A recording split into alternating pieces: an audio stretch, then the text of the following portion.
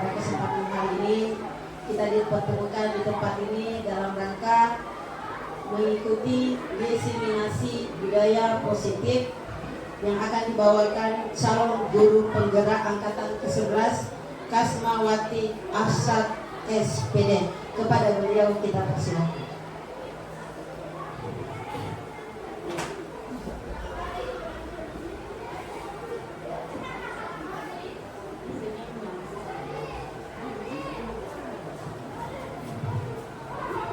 Terima kasih.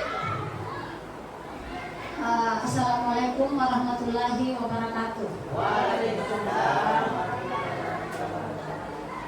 Terima kasih kepada moderator Ibu Ratnawati. Terima kasih kepada Bapak Ibu guru yang sempat hadir pada hari ini. Hari ini adalah merupakan tugas saya di guru penggerak. Ini adalah tugas akhir saya di modul 1.4. Nah, setelah selesai di modul 1.4, nyata ini diupload di dalam LMS. Nah, kalau sebelumnya dari modul 1.1 sampai 1.3 itu cuma tidak diupload dalam LMS, tapi dikumpul dalam buku digital. Tapi untuk yang disiplin positif ini yang 1.4 ini harus diupload aksi nyatanya di LMS, dan itu berakhir di 1 minggu. Jadi di 1.4 yaitu disiplin positif. Nah, disiplin positif inilah yang kita diminta untuk teman-teman di sekolah. Apa itu diseminasi? Yaitu menyampaikan apa yang saya dapat di pelatihan untuk saya sampaikan ke teman-teman. Nah, yaitu menyebarkan pemahaman dan penerapan pengalaman tentang budaya positif. Jadi yang pertama-tama saya ucapkan selamat datang kepada guru-guru semua, guru-guru hebat. Mari kita belajar bersama, mari kita berkolaborasi, saling mendukung demi mewujudkan disiplin positif di sekolah kita.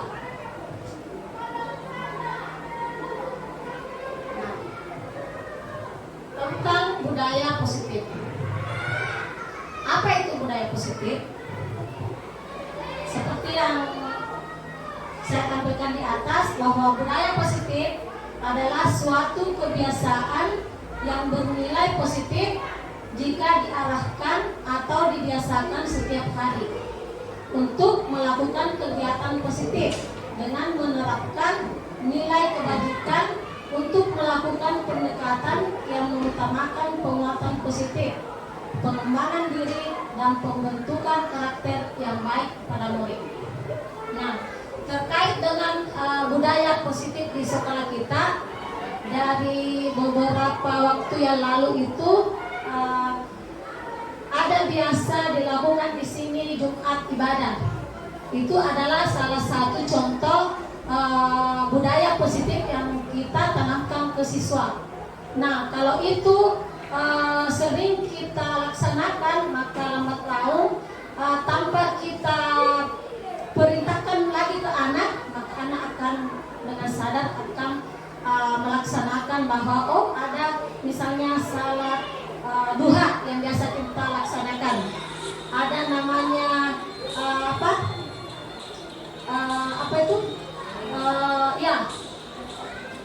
setiap hari Jumat.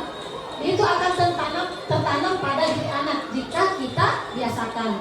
Mudah-mudahan kedepannya di sekolah kita lagi membiasakan budaya-budaya positif lagi, supaya bisa membawa siswa lebih lagi ke hal-hal yang positif.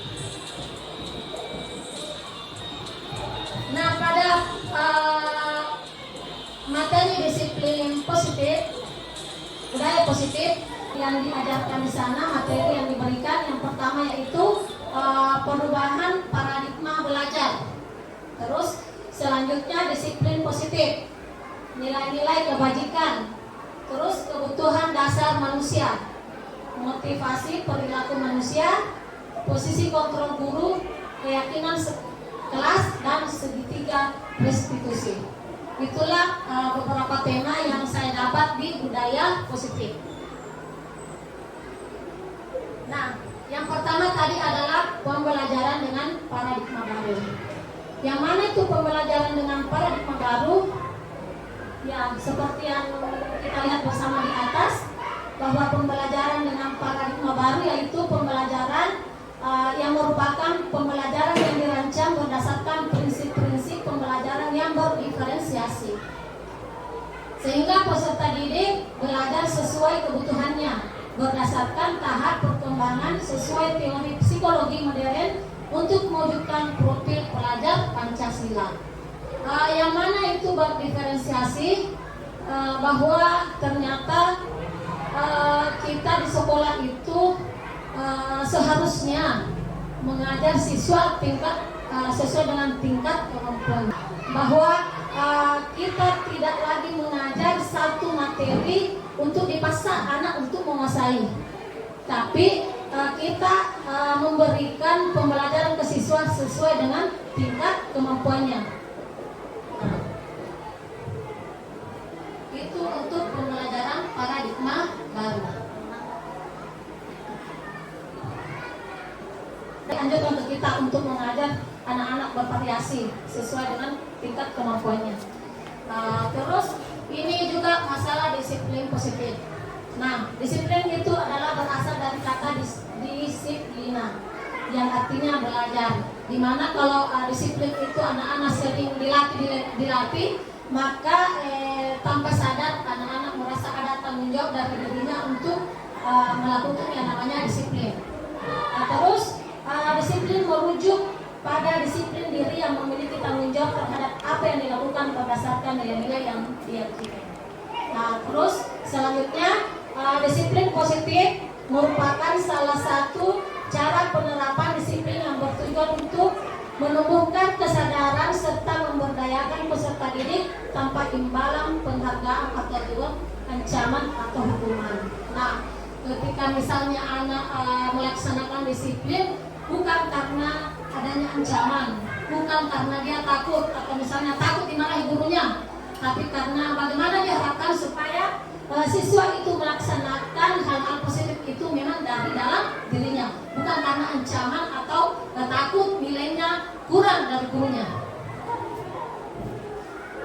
Terus selanjutnya, kita adalah tentunya menciptakan peserta didik yang memiliki disiplin diri, sehingga mereka berperilaku mengacu kepada nilai-nilai kebajikan universal dan memiliki motivasi intrinsik bukan ekstrinsik dan dalam perubahan perilaku ke arah yang lebih baik.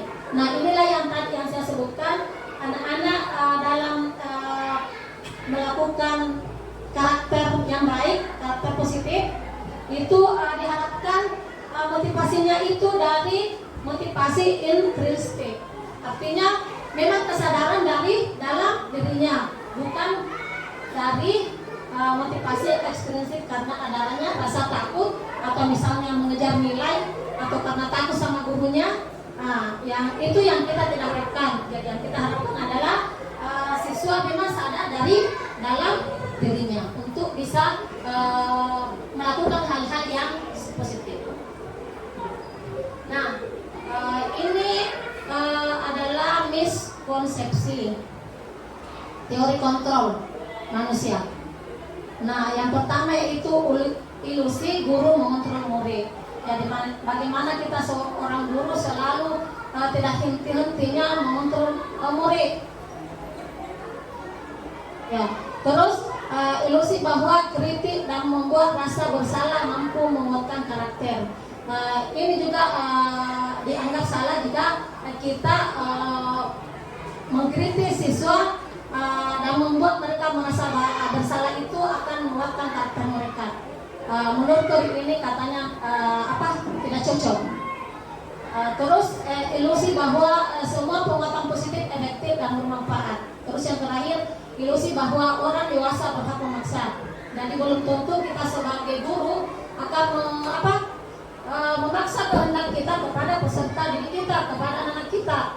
Jadi dalam hal ini kita bagaimana cara kita supaya siswa itu berubah sesuai dengan apa berasal dari dalam diri mereka atau dari hati mereka.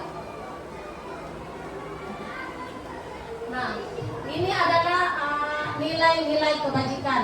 Nilai-nilai kebajikan di sini adalah nilai yang telah disepakati bersama, terlepas dari suku bangsa, agama, bahasa maupun latar belakangnya. Di sini saya ambil contoh saja profil pelajar Pancasila. Inilah di sini yang dicanangkan oleh Kurikulum Merdeka bahwa profil pelajar Pancasila itu bagaimana kita menerapkan profil pelajar Pancasila baik kita sebagai guru maupun kepada siswa kita, yang mana dalam profil pelajar Pancasila itu sudah terangkum semuanya, mulai dari beriman dan bertakwa kepada Tuhan Yang Maha Esa dan berakhlak mulia, berkebinekaan global, gotong royong, mandiri, kreatif, dan bernalar kritis. Inilah yang diharapkan bisa tertanam kepada peserta didik maupun kita sebagai pendidik.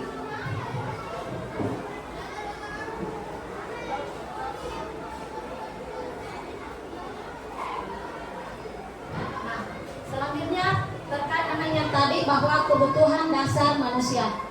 Kebutuhan dasar manusia adalah segala sesuatu yang kita lakukan untuk mendapatkan apa yang kita inginkan. Seluruh tindakan yang kita lakukan memiliki tujuan tertentu, dan semua usaha terbaik yang kita lakukan adalah dalam rangka agar kebutuhan dasar kita terpenuhi dengan baik.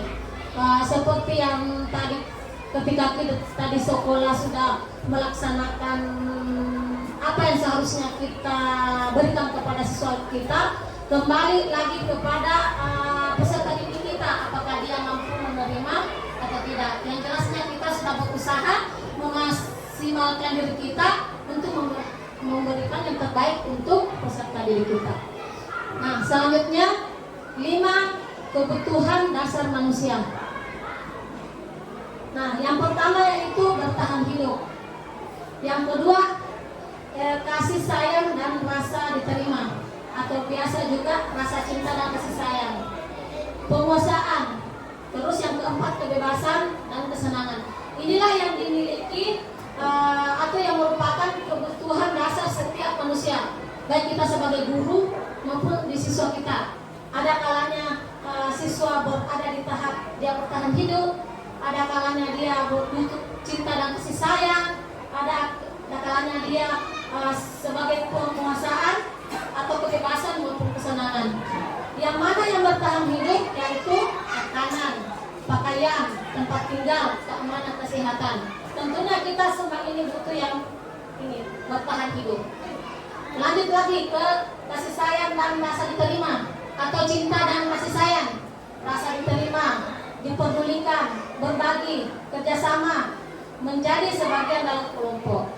Jadi di sini ada kalanya siswa kita itu butuh yang namanya cinta dan kasih sayang dari kita.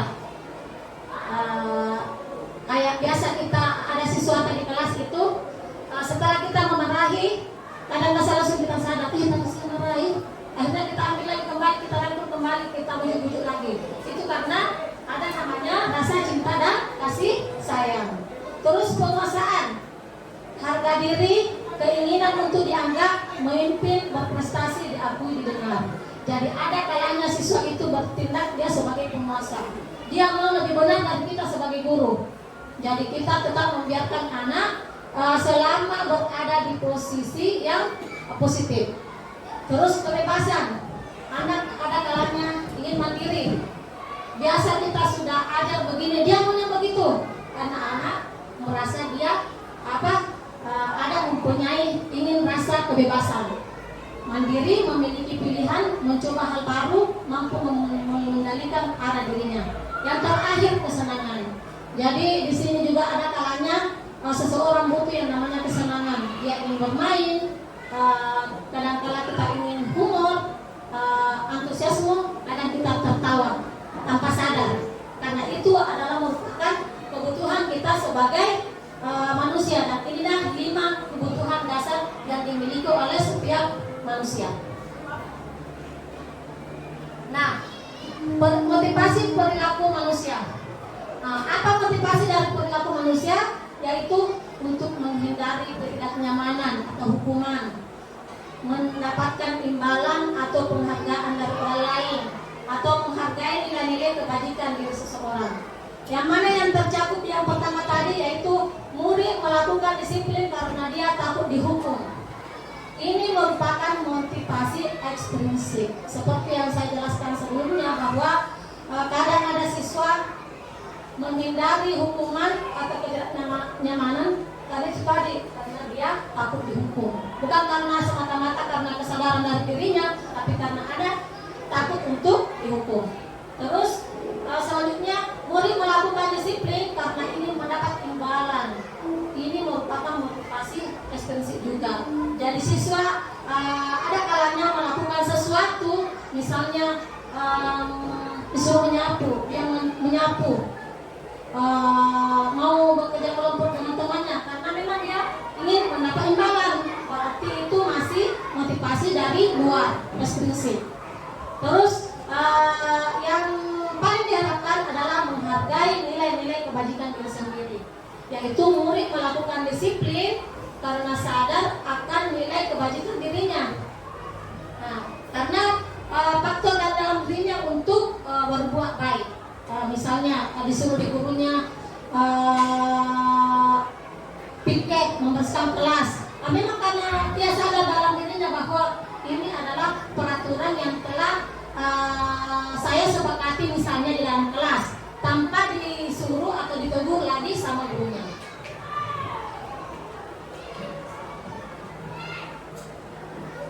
Nah, ini adalah konsep disiplin dengan identitas yang dianggap gagal. Hukuman, pemberian hukuman. Nah, kenapa dikatakan pemberian hukuman dianggap gagal? Karena menyakitkan, tidak nyaman, murid takut, karena terpaksa murid menyembunyikan kesalahan. Kadang ada siswa sudah nyata-nyata kita lihat melanggar sebuah aturan atau misalnya mengganggu temannya, tapi dia menyembunyikan. Kenapa dia menyembunyikan? Misalnya bohong bahwa oh saya tidak begini bu, bukan saya mengganggu. Karena kenapa? Takut untuk dihukum. Makanya dia tidak berani jujur. Terus yang terakhir, murid merasa rendah.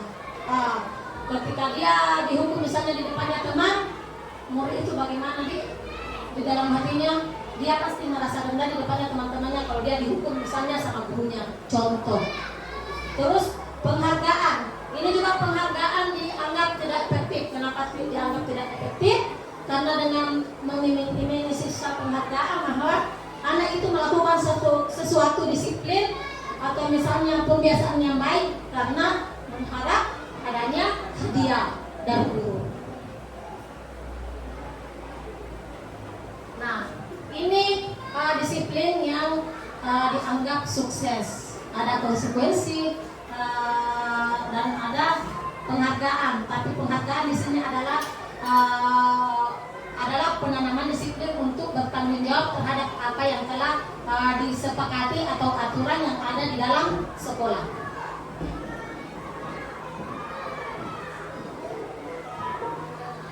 Nah, selanjutnya ada 5 posisi kontrol guru.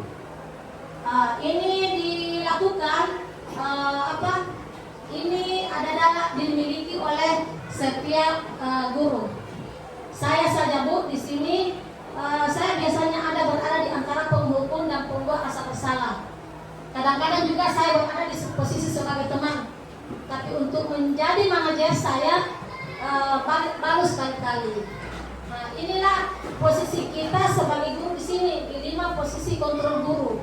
Nah, apakah kita berada di posisi mana di muridta? Apakah kita selama ini berada di posisi penghukum? Sebentar ada contoh-contohnya di mana kita berada di posisinya. Apakah kita pembuat rasa bersalah? Rasa kita itu bu, bilang sama murid saya sendiri ini contoh untuk saya sendiri. bodohnya ini anak. Nah, itu artinya membuat anak merasa bersalah. Dan seharusnya dilarang kita seperti itu.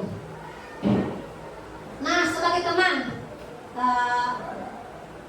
siswa kalau di sini masih lebih positif lagi, Bu, karena kita biasa kadang menganggap murid teman-teman. Terus pemantau atau kita cuma memantau situasinya, kondisi anak-anak atau sebagai manajer. Yang mana sebagai manajer di sini adalah ketika misalnya siswa melakukan suatu kesalahan atau melanggar suatu tata tertib atau keyakinan yang telah dibuat, keyakinan kelas misalnya, kita biasa langsung contohin saya. Nah, saya contoh diriku, misalnya ada murid saya yang terlambat. Kenapa kok terlambat lagi? Ini terus terlambat terus ini kerjanya.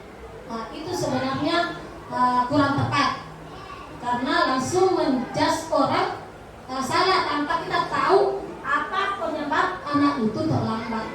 Dan itu seharusnya tidak seperti itu.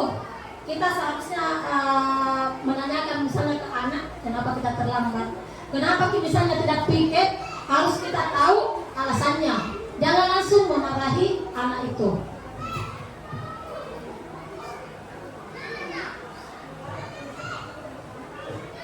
Nah, kita lanjut. Ini adalah contoh penerapan 5 posisi kontrol guru. Yang tadi itu ada 5, ada penghukum, ada pembuat rasa bersalah, ada teman, ada di sini ada contoh kasus. Contoh, siswa tidak memakai atribut lengkap saat upacara, misalnya topi atau yang tidak pakai dasi. Nah, misalnya kita sebagai guru ada di posisi penghukum, misalnya ini, berarti contohnya hormat pada bendera selama 1 jam. Nah, kalau kita misalnya ada siswa kita yang terlambat dan menyuruh misalnya siswa, ayo hormat kepada bendera selama 1 jam, siapa suruh terlambat? Berarti posisi kelas sebagai guru adalah sebagai berada di posisi penghukum. Nah, terus lanjut. Berapa kali Bapak Ibu harus memberitahu kamu selalu mengecewakan Bapak Ibu? Berarti kita lagi berada di posisi guru sebagai pembuat rasa bersalah. Terus, ayo dong ikuti aturan sekolah. Tolong bantu Bapak Ibu ya sekali ini. Ya sudah, tidak apa-apa, lain kali jangan berbuat seperti itu lagi ya. Berarti kita ada di posisi teman. Dan yang diharapkan adalah kita tidak berada di posisi yang 2 ini. Jangan kita berada di posisi penghukum dan pembuat rasa bersalah. Sama aja saya juga. Selanjutnya pemantau. Yang mana posisi guru berada di pemantau pada saat, contohnya, kamu sudah melanggar peraturan sekolah, kamu tahu konsekuensinya. Setelah upacara, kamu boleh buat atribut kooperasi dan jangan diulangi lagi. Ternyata juga itu, ternyata yang seperti itu masuk ke posisi kontrol guru, yaitu sebagai pemantau. Tapi inilah yang diharapkannya seperti ini tadi, yang mulai dari sebagai teman, sebagai pemantau, dan sebagai manajer. Kalau sebagai manajer, apakah kamu tahu kesalahanmu?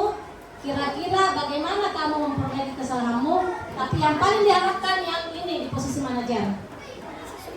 Ketika ada misalnya siswa kita melanggar aturan atau yang tidak sesuai dengan peraturan sekolah, maka seharusnya yang kita tangani yang seperti ini. Yang diharapkan kita guru berada di posisi manajer. Paling rendahnya kita berada di posisi kontrol itu teman. Jadi usahakan jangan ada di pembuat rasa bersalah atau penghukum.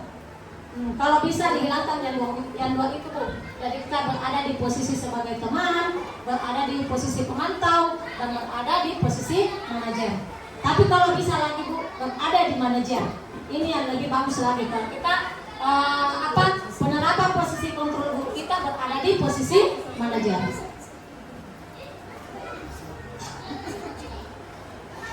Nah, ini adalah contoh-contoh apakah masuk di bagian posisi kontrol mana. Saya kecewa sekali sama kamu. Kira-kira masuk di posisi kontrol mana yang tadi Alima? Kalau misalnya kita mengatakan saya kecewa sekali sama kamu, Membuat bersalah. ya, pembuat rasa bersalah. Kamu tidak pernah benar melakukannya. Ya, pembuat rasa bersalah. Apa rencana untuk menyelesaikan masalah ini? Ya, manajer. Inilah yang diharapkan pertanyaan seperti ini, Bu. Ketika siswa kita melanggar suatu aturan. Ayolah, lakukan demi Bapak Ibu ya. Teman. Ya, sebagai teman. Posisi kontrol kita berada di posisi teman. Kamu tidak akan mendapatkan nilai kalau tidak mengerjakan tugas. Ya, ya, berada di posisi penghukum. Nah, selanjutnya kita tinggalkan tadi yang 5 posisi kontrol guru. Yang jelasnya kita sudah tahu pasti posisi kita di mana. Dia 5 tadi. Jadi kalau bisa kita berada di 3 itu saja, Bu. Kita sebagai teman, pemantau, dan sebagai manajer. Kita sama-sama semua, Bu. Siapa tahu bisa kita rubah sedikit-sedikit cara-cara kita selama ini. Saya juga belajar setelah melihat materi ini, mendapat materi, ternyata saya seperti ini. Selama ini saya berada di posisi penghukum dan pembuat rasa bersalah. Kebanyakan itu di saya posisiku. Nah, kita masuk di yang namanya keyakinan kelas. Keyakinan kelas, apakah itu keyakinan kelas? Mengapa keyakinan kelas? Mengapa bukan peraturan kelas? Kenapa kira-kira, Bu? Adakah yang bisa memberikan saya masukan? Mengapa bukan keyakinan kelas? Mengapa bukan peraturan kelas? Silakan, Bu. Baik, terima kasih atas kesempatan yang diberikan. Berdasarkan pendapat saya, mengapa keyakinan kelas? Karena mungkin kalau membahas mengenai keyakinan itu muncul dalam diri murid sendiri. Terus pertanyaannya mengapa bukan peraturan kelas? Karena kalau misal peraturan kelas, dia hanya menuruti apa yang telah menjadi peraturan kelas, bukan dari dalam diri dia sendiri. Mungkin seperti itu. Terima kasih. Baik, terima kasih Bu Sri atas masukannya. Mengapa keyakinan kelas? Mengapa bukan peraturan kelas? Nah, betul apa yang dikatakan Bu Sri. Kalau keyakinan kelas itu adalah muncul dari anak-anak sendiri, dari peserta didik kita. Ketika kita membuat peraturan kelas itu, anak-anak diminta untuk memasukkan apa peraturan yang akan diyakini untuk menjadi peraturan kelas kita. Sedangkan peraturan kelas itu ada kalanya guru saja yang membuat peraturan tanpa menanyakan kepada siswanya. Kita saja membuat peraturan kelas 1, 2, 3 ini tanpa minta pendapat ke siswa. Yang diharapkan adalah membuat keyakinan kelas. Yang mana keyakinan kelas pada saat kita membuat peraturan kelas itu peserta siswa kita, peserta didik kita itu dilibatkan. Misalnya kita tanya kira-kira apa keyakinan kelas tak? Peraturan kelas tak di sini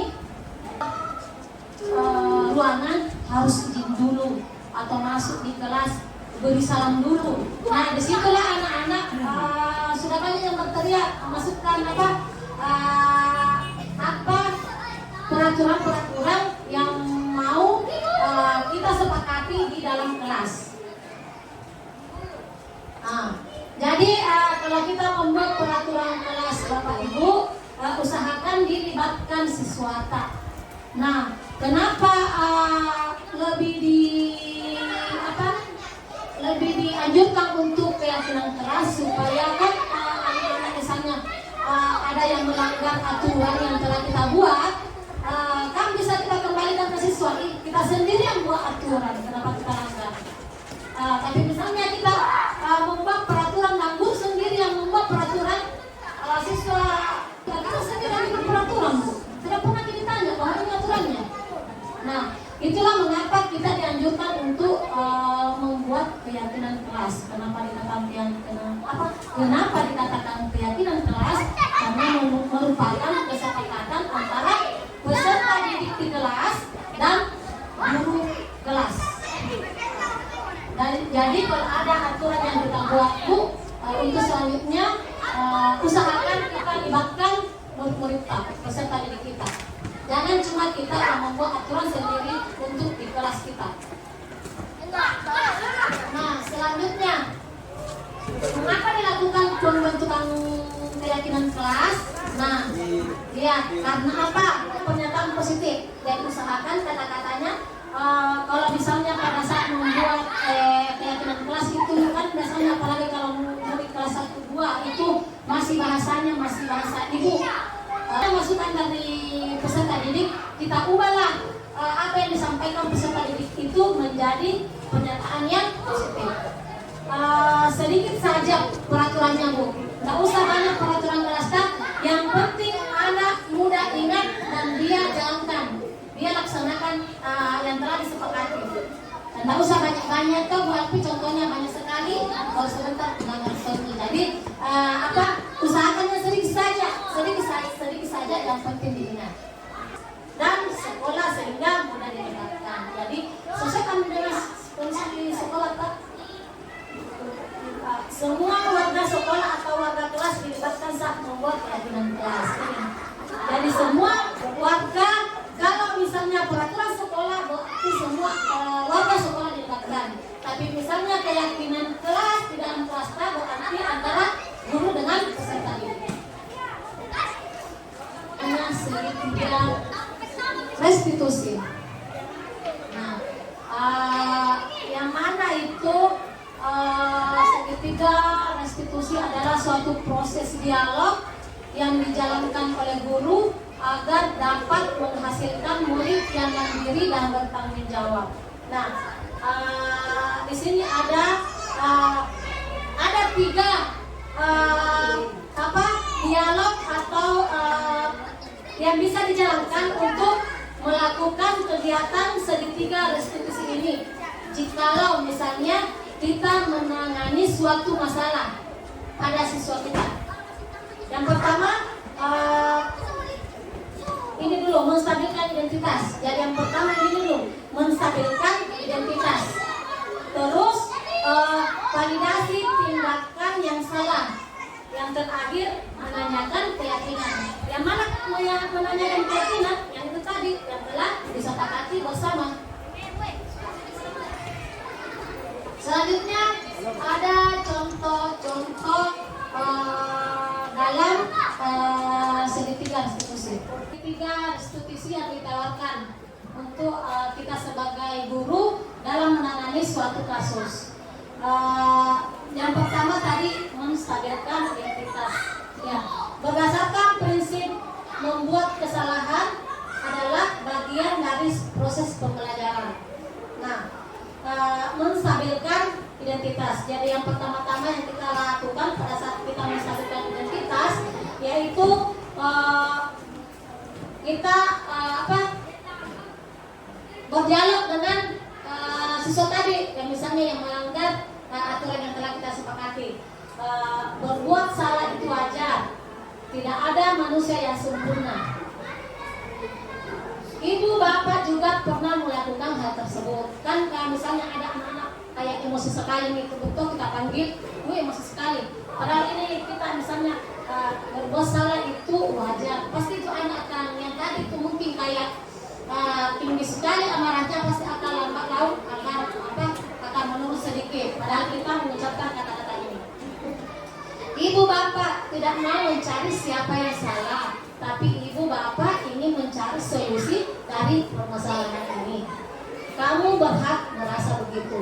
Inilah kata-kata contoh kata-kata yang ditawarkan kita pada saat kita melakukan penanganan segitiga restitusi di posisi menstabilkan identitas.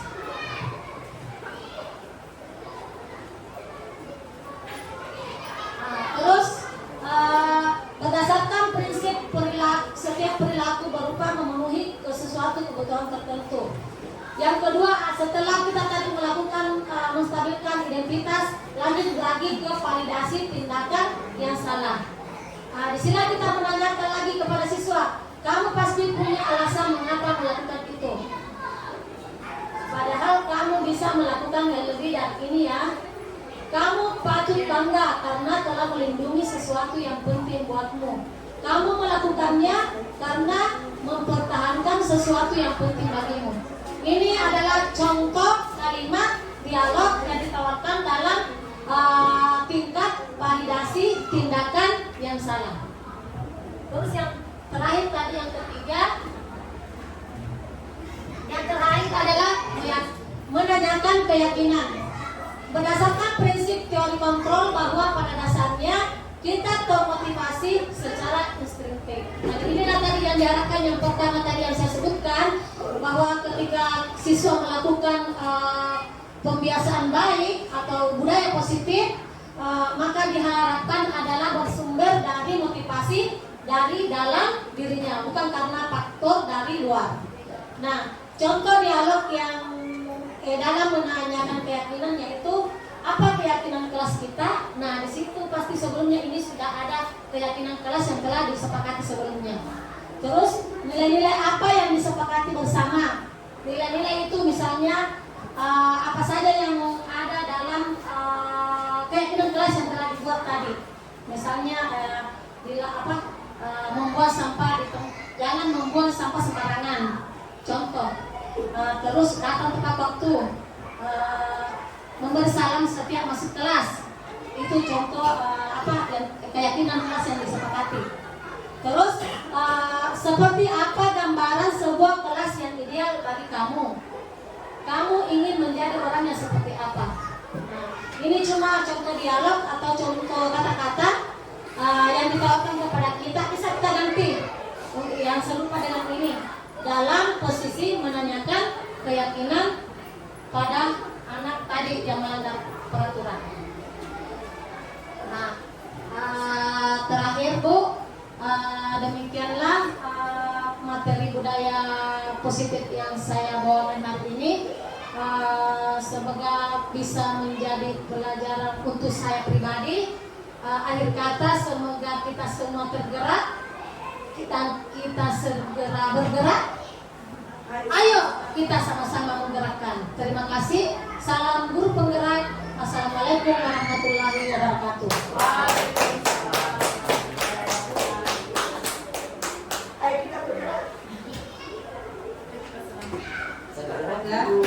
Siapa tahu ada di antara ibu-ibu yang mau bertanya, dipersilahkan.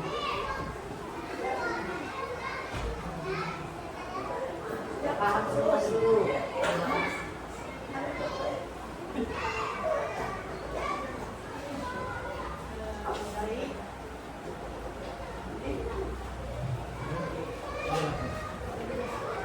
Baik, terima kasih atas kesempatan yang telah diberikan kepada saya. Pertanyaan saya itu mengenai kesepakatan kelas yang kan sudah dibahas. Di mana kalau misal contoh dulu saya sebagai seorang guru membuat kesepakatan kelas yang notabene itu berasal dari siswanya sendiri. Di mana kalau misal peraturannya itu seperti ada yang membuang sampah sembarangan di dalam kelas, mungkin itu bisa hukumannya semacam didenda. Karena pas kita akan kira-kira apa hukumannya yang baik untuk dia diterapkan, siswanya bilang didenda saja Bu. Mungkin pertanyaan saya bagaimana pendapat mengenai hal tersebut. Terima kasih. Ya, terima kasih. Mengenai keyakinan kelas tadi yang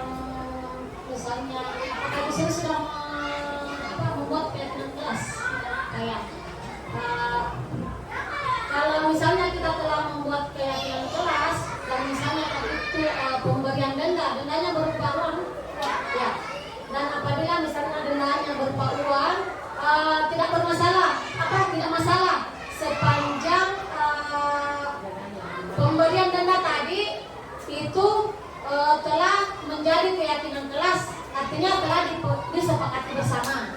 Tapi sebaiknya kalau pemberian denda baik itu berupa uang atau apa, jangan hanya antara peserta didik dengan guru, tapi usahakan dilibatkan dengan orang tua. Kenapa orang tua dilibatkan?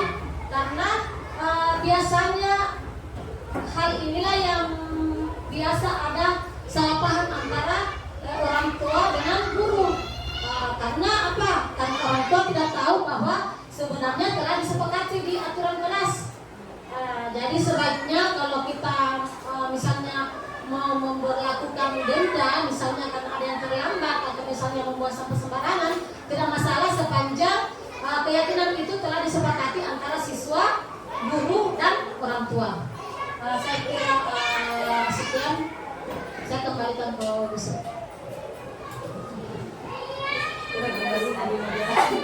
Baik, terima kasih atas masukan yang telah diberikan.